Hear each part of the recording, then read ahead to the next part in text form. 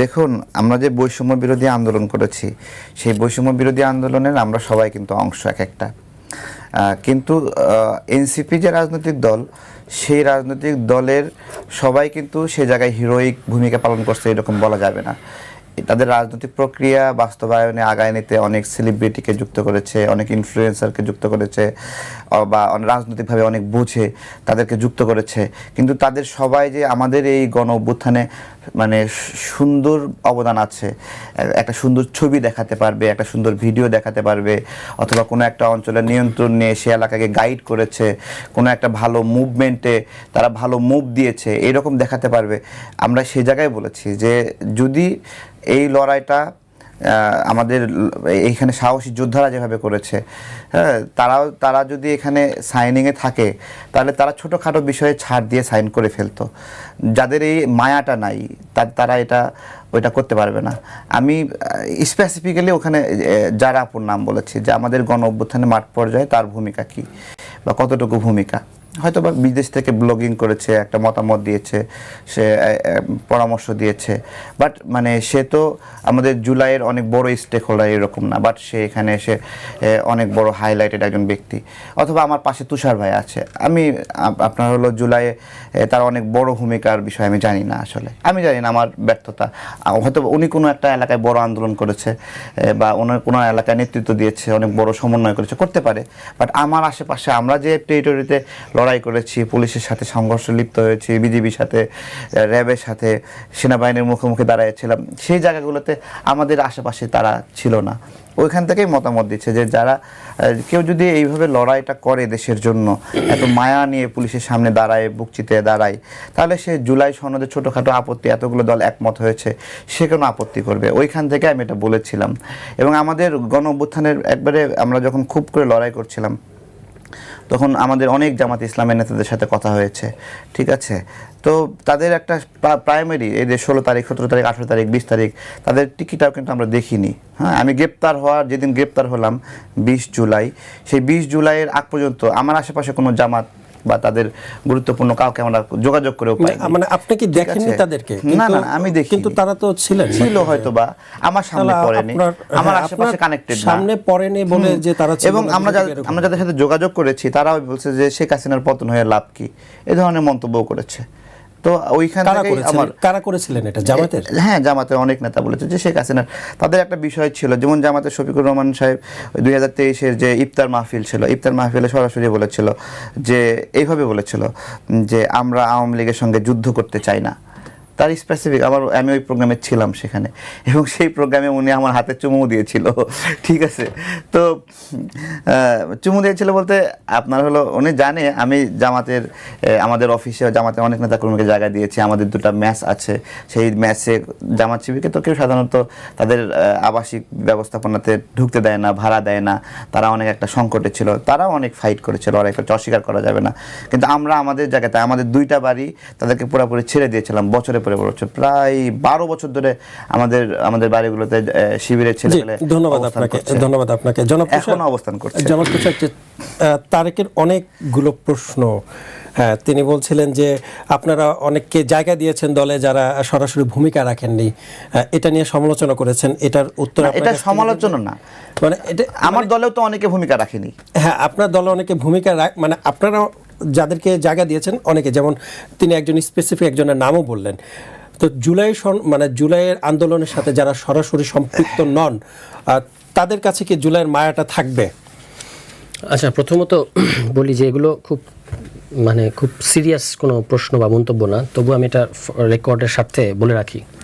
শেখ হাসিনা পঞ্চদশ সংশোধনী করেছিলেন, সেখানে বলা ছিল যে ওই সংবিধানের যে কোনো ধারা উপধারা নিয়ে প্রশ্ন করা, এটাকে চ্যালেঞ্জ করা, এটা হচ্ছে রাষ্ট্রদ্রোহী অপরাধ। রাষ্ট্রদ্রোহী অপরাধ মানে হচ্ছে আপনার ফাঁসি। আমরা এই পরিস্থিতিতে গত 6 বছর 18 সাল থেকে 24 সাল পর্যন্ত ঢাকা সহ সারা বাংলাদেশের বিভিন্ন জায়গায় ওপেন সেমিনার, সিম্পোজিয়াম ইত্যাদি নানা কিছু করে এই সংবিধানটা কেন বাতিল করতে হবে, কেন এটা পরিবর্তন করতে হবে, এই কথা লাগাতারভাবে বলে গেছি। এটা জানে না এমন ব্যক্তি, রাজনৈতিক সংশ্লিষ্ট এমন ব্যক্তি খুব কম আছে। আর তারেক সাহেবের তো এটা জানাই উচিত, কারণ ওনারা যে প্রক্রিয়ার মধ্যে দিয়ে এসছেন, এটা এই যে কোটা সংস্কার আন্দোলন এবং ইত্যাদি 18 সাল, এটাতে আমরা কত নিবিড়ভাবে জড়িত ছিলাম এটা সবাই জানে, মানে যারা রাজনীতি সচেতন মানুষ তারা জানে। এর বাইরে হচ্ছে আমি কোনোদিনই আমি যেহেতু এগুলোকে সেল করতে চাই না, যে কোথায় কি করেছি না করেছি, এগুলো ছবি আছে কিনা, ভিডিও আছে কিনা, এভাবে তো ব্যাপারগুলো দেখি না। তবু আমি বলি 19 জুলাই জুম্মার নামাজের আগে পল্টনে আমাদের মিছিলে গুলি চালিয়েছে পুলিশ। সেখানে থাকা একজন ব্যক্তি আজকে বাংলাদেশের চিফ প্রসিকিউটর তাজুল ইসলাম, তিনি ওই মিছিলে উপস্থিত ছিলেন। You can ask him. এবং ওইখানে ওই মিছিল, তখন তো ইন্টারনেট ছিল না, ওই মিছিলে গুলি চালানোর পরে আমরা ছত্রভঙ্গ হয়ে যাওয়ার পরে আই টক টু AFP, মানে তারা কল করেছিল আমাকে, ফ্রান্সের যে ফরাসি সংবাদ সংস্থা, তারা আমাকে জিজ্ঞেস করেছিল কী হয়েছে ইত্যাদি ইত্যাদি। তো আমি বলেছি যে এই সমস্ত ঘটনার দায় শেখ হাসিনা এবং তাকে পদত্যাগ করতে হবে, এটা এখনও রেকর্ড আছে। এবং সেটা কে আমাকে সাক্ষাৎকার নিয়েছিলেন, এখন যিনি প্রেস সচিব, তিনি হয়তো এখন ওনার খেয়াল আছে কিনা, তিনি হয়তো আমার ফোনে আমার নাম্বার কারোর কাছে পেয়েছেন, কল করেছেন যে কোনো আন্দোলনকারী হিসেবে। এবং জুলাইয়ের প্রতিদিন আমরা রাস্তায় ছিলাম, ঠিক আছে। এখন আমি যদি জানতাম আগে যে তারেকের কাছে গিয়ে চেহারা দেখালে তারপর এটার একটা ভ্যালিডিটি পাওয়া যাবে, তাহলে সেটাই করতাম, ঠিক আছে। উনার সার্কেলে, উনার আশপাশে উনি এখন একসময় যাদের সাথে ছিলেন, এখন যাদের সাথে নাই, তারা সবাই জানে তো যে আমরা জুলাই, মানে অন্য সব বাদ দিলে জুলাই মাসে আমরা কোথায় আন্দোলন, কোন পয়েন্টে কীভাবে কী করেছি না, ঠিক। আমিও এখন জানলাম যে তারেক রাস্তায় ছিলেন, আমি এর আগে জানতাম না, ঠিক আছে। যাই হোক, কারণ আমি তো সব পাল্টাপাল্টি পছন্দ করি না। কিন্তু কথাটা হচ্ছে যে রাজনৈতিক দল, হ্যাঁ ঠিক আছে, আমি ওনাকে দেখি নাই। এখন এইরকম হবে, এখন সবাই কি এটা কি সবাই কি সবার সামনে থাকবে নাকি? আমি ওটাই বললাম যে আমি দেখি নাই, আপনি হয়তো কোথাও ভালো মুভ করেছেন, ভালো জেনেছেন। ওকে, চিফ প্রসিকিউটরের নাম বলেন, তিনি ছিলেন, তিনি গুলিবিদ্ধ হয়েছিলেন। না, তিনি গুলিবিদ্ধ হন নাই, তিনি ওই মিছিলে ছিলেন। এখন আপনি বলতে পারেন যে গুলিবিদ্ধ হয় নাই, তার মানে উনি আন্দোলনে ছিলেন। না, ঠিক আছে, না আপনি ছিলেন এটা বলেন না আর কি, চিফ প্রসিকিউটর ছিলেন। হ্যাঁ ছিলেন তো উনি ওই মিটিং এ, আমরা ওই মিছিলে, এটা হলো 19 জুলাই, আমি তারিখ সহ বলতেছি। উনি আপনাদের সংগঠনের না? না, আরে ভাই, আন্দোলনে কি একই সংগঠনের সবাই থাকতে হয়? আমরা পল্টনে মানে মিছিল নিয়ে দাঁড়ানো, মানে সমাবেশ হচ্ছে ওখানে গণতন্ত্র মঞ্চের, এবং তারপর এবি পার্টির মিছিলটা আসলো, ওখানে জয়েন করলো, তারপরে এই দুই সংগঠন মিলে প্রেস ক্লাবের দিকে যখন আগালো তখন ওখানে পুলিশের গুলি চলে, ঠিক আছে। ফলে উনি ওখানে উপস্থিত ছিলেন। ওনার কিছু আমি ছিলাম কিনা এটা জিজ্ঞেস করার দরকার নেই। 19 তারিখে এই ধরনের ঘটনা ঘটেছে কিনা এটা উনি বললেই তো পারেন, উনি তো জানেন, সেটা আমার কথা না। এখন ধরেন একটা রাজনৈতিক দল যখন হয় তখন সবাইকে একেবারে বিরাট সংগ্রামী হইতে হবে এরকম কোনো কথা না। একটা রাজনৈতিক দলের বিভিন্ন মানুষের বিভিন্ন রোল থাকে। এনসিপির প্রধান ব্যাপারটা হচ্ছে এটা যারা শীর্ষ নেতৃত্ব তারা সবাই, ধরেন নাহিদ ইসলাম দলের আহ্বায়ক, আখতার হোসেন তো এখানে প্রথম ছাত্রনেতাদের মধ্যে প্রথম রাজবন্দী, তারপরে আপনার হাসনাত, সার্জিস, নাসিরুদ্দিন পাটোয়ারি থেকে শুরু করে যারা টপ প্লেয়ারের আছে, কিংবা এরপর হান্নান মাসুদ, সবাই তো এই আন্দোলনের গণ অভ্যুত্থানের শীর্ষ নেতৃত্ব। এটা কে আপনি তাকে পছন্দ করেন না করেন এটা ঐতিহাসিক সত্য। তাসনিম যারা এই দলে যুক্ত হয়েছেন তার মনে হয়েছে যে এখন তার একটা কাজ করার সুযোগ। দেখেন, এইটাই তো গণ অভ্যুত্থানের বিউটি, যে একটা মানুষ তার কাজের ক্ষেত্র আলাদা, এরপর এমন একটা স্কোপ তৈরি হয়েছে তার মনে হচ্ছে যে এখানে এসে এখন কাজ করা যাবে, সুযোগ দেওয়া যাবে। এবং আমরা তো মনে করি যে দিস ইজ গোয়িং অন। আমরা স্লোগানে বলি না যে আবু সাইদ মুগ্ধ শেষ হয়নি যুদ্ধ, গণ অভ্যুত্থান এবং এইটার কেন্দ্রিক যে বাংলাদেশটা করতে চাই, এইটার ফাইট তো চলছে।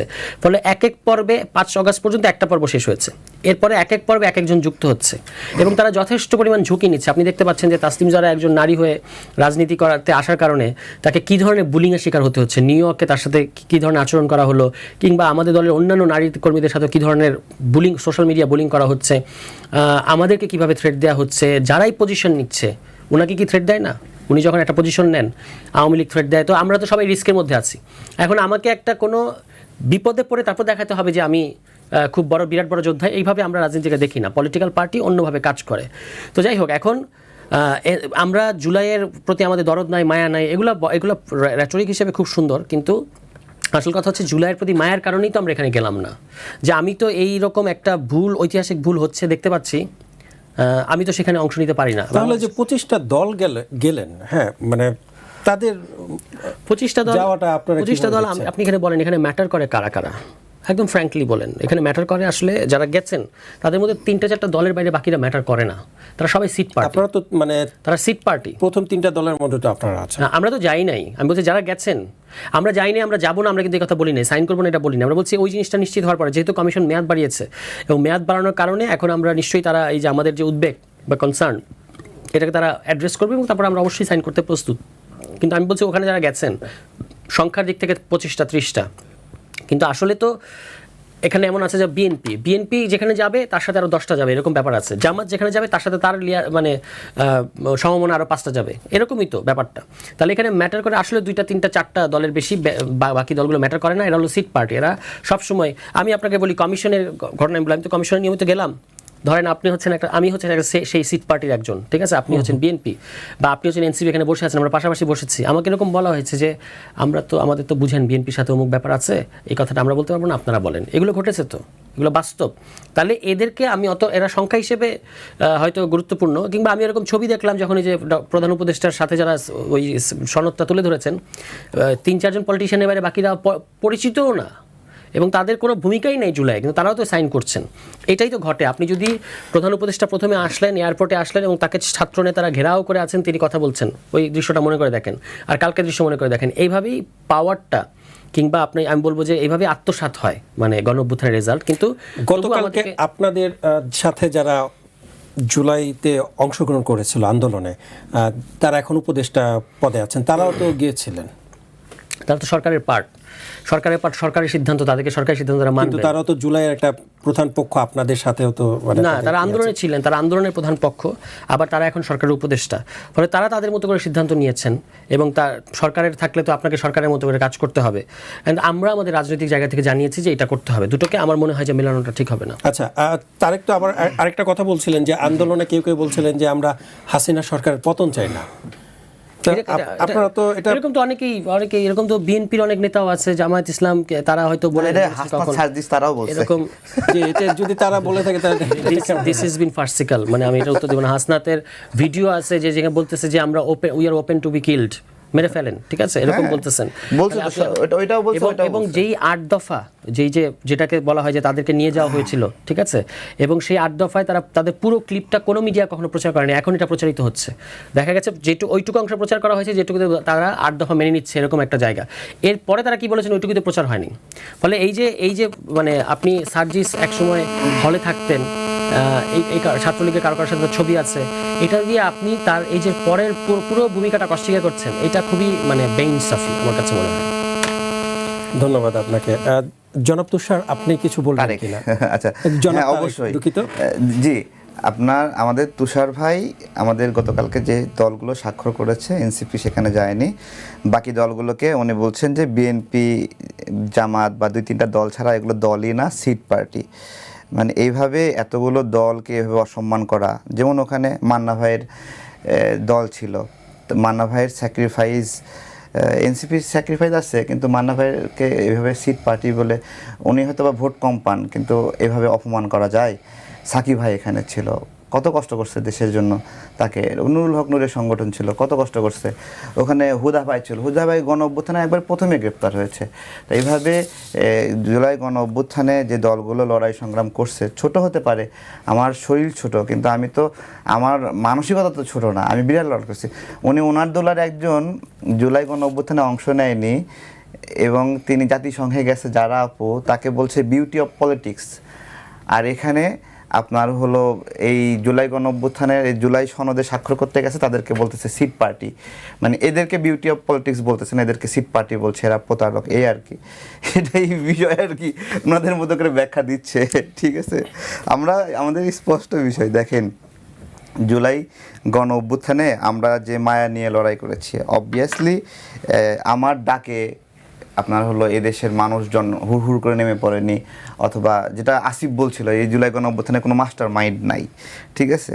আসলে এই দেশের মানুষ কিন্তু রাজনৈতিক ব্যক্তিদের ডাকে অথবা অ্যাক্টিভিস্টদের ডাকে নেমে আসেনি, মানুষ নেমে আসছে রক্তের টানে, তাদের সন্তানদেরকে হত্যা করছে, কষ্ট দিচ্ছে, হেলিকপ্টার থেকে গুলি করছে, মানুষ এগুলো যখন ফিল করছে, কারো ডাকের অপেক্ষা করতে হয়নি। যে তার একজন মা, তার বাসায় একটু পানি ছিল, সে পানি নিয়ে এসে নেমে পড়ছে, ঘরে একটু খাবার ছিল, সেই খাবার নিয়ে নেমে পড়ছে। আমার ইস্ট ওয়েস্ট ইউনিভার্সিটির সামনে আমরা যখন আন্দোলন করছিলাম, ওখানে লুচি নামে একটা দোকান আছে, সেই দোকানদার তার দোকানে যে খাবারগুলো ছিল সবগুলো খাবার গামলা ভরে নিয়ে যায়, বলছে তোমরা অনেক ক্ষুধার্ত, বিকাল হয়ে যাচ্ছে, দুপুরের খাবার খাওনি, তোমরা এটা খাও। এরকমভাবে কত মানুষ, যে কত রিক্সা চালক কতভাবে অবদান রাখছে। সামগ্রিকভাবে এইভাবে কাউকে, কোনো দলকে এইভাবে যারা সাইন করছে, আমি বলি এখানে এনসিপিও আসবে না কেন? আস্তে ধীরে তারা একটা বুঝের মধ্যে আছে, আসবে। হ্যাঁ, সবসময় সব গেমে তারা জিতবে না, হ্যাঁ, এই আপনি যেটা পুরা বলছিলেন যে মানুষ যার যা ছিল নিয়ে আসছে, পানি নিয়ে আসছে, কেউ খাবার নিয়ে আসছে, গণজাগরণ মঞ্চের যখনই ছিল তখনও তো আমরা দেখেছি যে- তখনও নামছে। আসলে মানে কখন দিয়েছে। কোনটা ভিলেন কখন কে নায়ক এগুলোর কোনো গ্যারান্টি নাই। আমাদের আপনার হলো এটা একটা পারসেপশন আছে, ওইটাকে অনেকে দ্বিতীয় মুক্তিযোদ্ধা বলছে, আবার এটাকে অনেকে দ্বিতীয় মুক্তিযোদ্ধা বলতেছে। এগুলো অতি আবেগী কথাবার্তা। মুক্তিযুদ্ধ একবারই, ঠিক আছে। জি। তো মানুষ যখন যেই সময়ের ডিমান্ড তৈরি হয় ওই সময় মানুষ মনে করছে যে রাজাকারদের বিচার হওয়া উচিত, আবেগ তৈরি হয়েছে এবং শাহবাগে হাজিরা দেওয়া তখন ইমানি দায়িত্ব ছিল।